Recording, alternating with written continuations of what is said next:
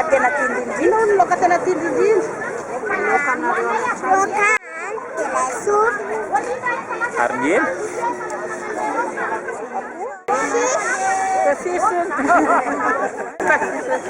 Anana dia mahandro vonina proca, mahandro proca dia hoe isan-kerinandro zay vao hoe mahita hena, izay no tena marina. Mahazo mihinana izay na hena kisoa na hen'omby fa karazana zavatra midinay eto izany izay tsy laninay dia tsy maintsy hohaninay. Sakafo zany dia tsisy sakafo tsara ohatra ny sakafo gasy.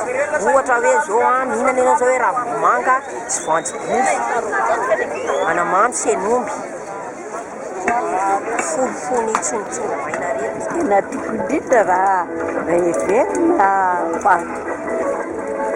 vorona, akoho, henakisoa, takazany, kotileta, zany tiako daholo fa saika an'ilay fiainana sarotra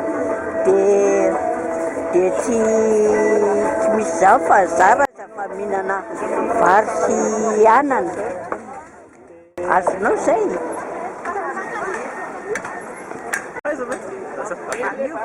Ohatra hoe tsongo dia akoho dia hen'omby dia sete legioma,